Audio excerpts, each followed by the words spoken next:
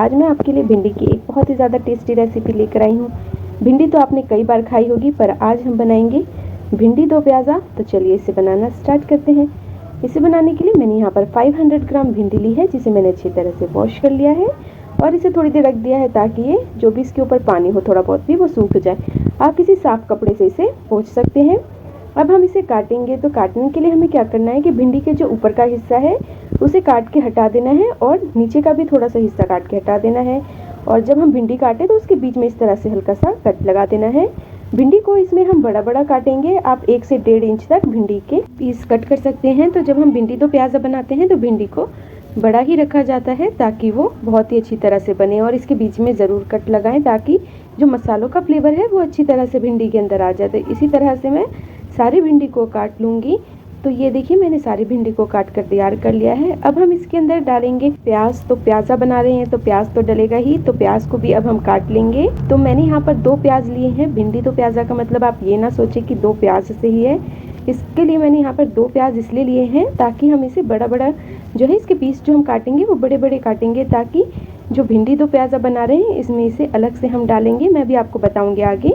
तो यहाँ पे मैंने एक प्याज के 4 पीस कट कर लिए हैं और इसकी एक एक परत को हमें निकाल के अलग से रखना है। इसे काटने की ज़रूरत नहीं, इस तरह से इसकी जो बड़ी बड़ी सी परतें हैं इसे हम निकाल के अलग से रख देंगे। और ये जो छोटी परतें बची हैं इसे मैं बाकी प्याज के साथ 2 प्याज और मैंने लिया है, जिसे मैंने बिल्कुल फाइनली चॉप कर लिया है। इसका हम बनाएंगे मसाला। तो चलिए अब मैं क्या करूँगी कि एक मिक्सर का जार लूँगी, उसके अंदर मैंने एक बड़े साइज़ का टमाटर काट के डाल दिया है और फिर मैंने इसके अंदर डाला है 5 से 6 कली लहसुन की और 1 इंच अदरक का टुकड़ा डाला है। तो इसमें ना तो हमें लहसुन का फ्लेवर ज़्यादा देना है और ना ही अदरक का फ्लेवर ज़्यादा देना है। तो अब इसे पीस लेंगे और इसका पेस्ट बना लेंगे। तब तक हम क्या करेंगे कि कढ़ाई के अंदर मैंने 2 बड़े चम्मच तेल गर्म होने के लिए रख दिया है। तेल गर्म होने के बाद जो हमने भिंडी काट के रखी थी वो मैं इसके अंदर डाल दूँगी और भिंडी को हमें इसके अंदर फ्राई करना है। तो भिंडी को हमें मीडियम फ्लेम पर अच्छी तरह से इसका कलर थोड़ा चेंज हो जाएगा तब तक हम इसे फ्राई करेंगे। भिंडी को हमें इतना फ्राई करना है कि भिंडी 70 to 80% तक पक जाए, ताकि हम जब इसे मसाले में डालेंगे तो ये पकी हो। अब हम इसके अंदर नमक डाल देंगे। नमक मैंने इसलिए इसमें पहले डाला है थोड़ा सा, ताकि भिंडी के अंदर भी नमक का फ्लेवर अच्छी तरह से आ जाए। तो भिंडी को हमें 70 to 80% तक पका लेना है, इसी तरह से फ्राई करके। फ्राई करने से भिंडी का टेस्ट भी बहुत अच्छा आता है और भिंडी अपना स्ट्रक्चर भी नहीं खोती। जिस तरह से आपने इसे काटा था, फ्राई करा था, वैसा ही जब तक ये सब्ज़ी बनकर तैयार होगी भिंडी बिल्कुल वैसे ही लगेगी देखने में।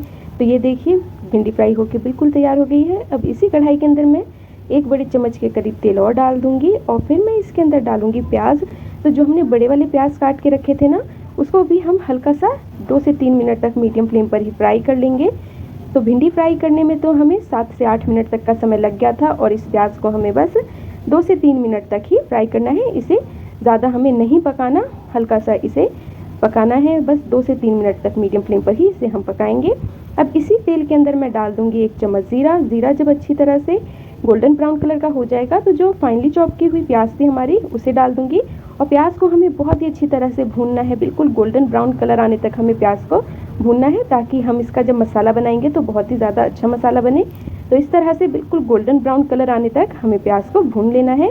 और उसके बाद मैं इसके अंदर डाल दूंगी जो मैंने अदरक लहसुन और टमाटर का पेस्ट बनाया था वो डाल दिया है। और थोड़ा सा इसी के अंदर मिक्सर के जार के अंदर मैंने थोड़ा सा पानी डाल के अदरक टमाटर के पेस्ट के साथ ही इसके अंदर थोड़ा सा बिल्कुल पानी डाला है, ज़्यादा पानी नहीं डालना। फिर आधा चम्मच मैंने इसके अंदर हल्दी डाला है और इस मसाले को हमें भूनना है।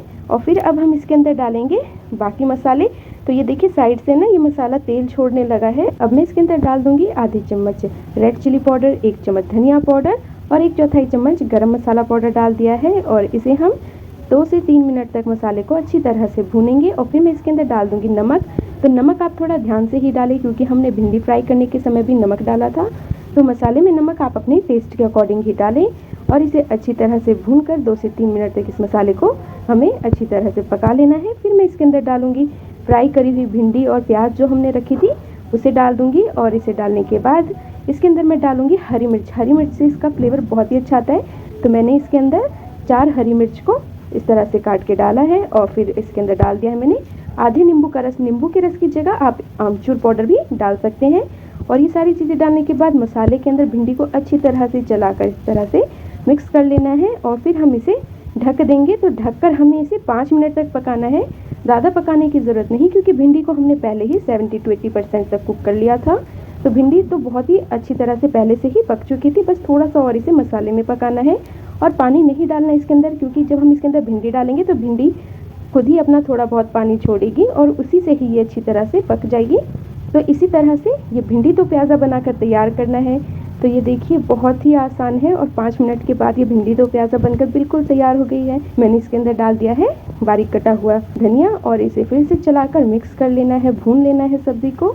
तो ये देखिए सब्ज़ी बनकर तैयार है और ज़्यादा भिंडी को भी नहीं चलाना, नहीं तो भिंडी टूटने लगेगी। और ये देखिए भिंडी बहुत ही अच्छी तरह से पक चुकी है। तो एक बार एक भिंडी लेकर हम इस तरह से चेक कर लेंगे। तो ये देखिए भिंडी बहुत ही अच्छी तरह से पक चुकी है, भिंडी को ज़्यादा पकाने की ज़रूरत नहीं है इसमें। और इस बात का भी ध्यान रखें कि भिंडी को जब हम पकाएंगे तो बिल्कुल लो फ्लेम पर 5 मिनट तक इसे पकाना है, ताकि भिंडी के अंदर मसालों का फ्लेवर बहुत ही अच्छी तरह से आ जाए। तो ये बनकर तैयार हो गई है भिंडी दो प्याज़ा। अब मैं गैस की फ्लेम को कर दूंगी ऑफ और आप ये देखेंगे भिंडी बिल्कुल भी नहीं टूटी। एक भी भिंडी है ना, उसने अपना शेप नहीं खोया है, बिल्कुल वैसे ही है जैसे हमने इसे काट के डाला था। बिल्कुल वैसे ही भिंडी दो प्याज़ा बनकर तैयार हुई है। तो अगर आप इसी तरह से बनाएंगे भिंडी दो प्याज़ा तो भिंडी का टेस्ट और भी ज़्यादा दुगना हो जाएगा। तो अगर आपको मेरी ये रेसिपी अच्छी लगी है भिंडी दो प्याज़ा की, तो आप मेरे चैनल को लाइक शेयर सब्सक्राइब करना ना भूलें और बेल आइकन को ज़रूर दबाएं, ताकि इसी तरह की और भी ज़्यादा टेस्टी रेसिपीज़ आपको सबसे पहले मिले। तो ये देखिए भिंडी दो प्याज़ा बनकर तैयार हो गई है। अब इसे आप रोटी के साथ या पराठे के साथ सर्व करें। बहुत ही ज़्यादा टेस्टी और बहुत ही आसान रेसिपी। बस कुछ बातों का ध्यान रखें कि जब भी भिंडी दो प्याज़ा बनाएं तो भिंडी के जो पीस है उसे इसी तरह से बड़े बड़े पीस में ही कट करें, ताकि भिंडी दो प्याज़ा जब बनाएं आप तो बिल्कुल परफेक्ट बने।